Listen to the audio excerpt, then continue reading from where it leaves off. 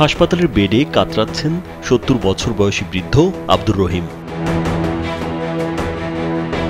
জমি সংক্রান্ত বিরোধকে কেন্দ্র করে আষাঢ়িয়াচর গ্রামের বৃদ্ধ আব্দুর রহিমকে লাথি মেরে মাটিতে ফেলে দেয় তার সন্তানরা। পরে তাকে পিটিয়ে মারাত্মকভাবে রক্তাক্ত করে।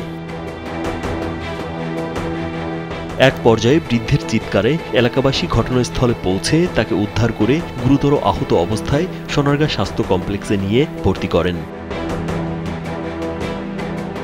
অভিযোগ উঠেছে তার ছেলেমেয়েরা জমি সংক্রান্ত বিরোধকে কেন্দ্র করে বৃদ্ধ আব্দুর রহিমকে পিটিয়ে মারাত্মক জখম করে। অভিযুক্তরা হলেন আব্দুর রহিমের ছেলে জহিরুল ইসলাম, সাইফুল ইসলাম ও মেয়ে হালিমা আক্তার। ওনার ছেলেমেয়েরা ওনারা মারতেছে, দেন আমরা দরাদরি করলাম। ওনার ছেলে মেয়েদের বকাবকি করে যে যতকিত হোক আমরা সরাইছি আর কি। সরানোর পরে ওনারা যাতে ইমার্জেন্সি ভাবে আমরা হাসপাতাল আনছি, তো ওনারা ভর্তি করাইলাম। ওনার অবস্থা খুবই খারাপ। আর যেটা শুনতে পারছি যে ওনার সাথে জায়গা জমি নিয়ে ওনার ছেলেমেয়েরা করছে, এই কারণে আর কি হাতাহাতির কারণে বাপের পোলাপাইন সবাই মিল্লা মারছে। ওনার ছেলে মেয়ে ওনাকে মারছে অনেক।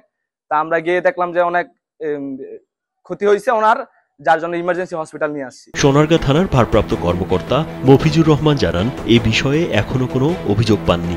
লিখিত অভিযোগ পেলে আইনগত ব্যবস্থা নেওয়া হবে।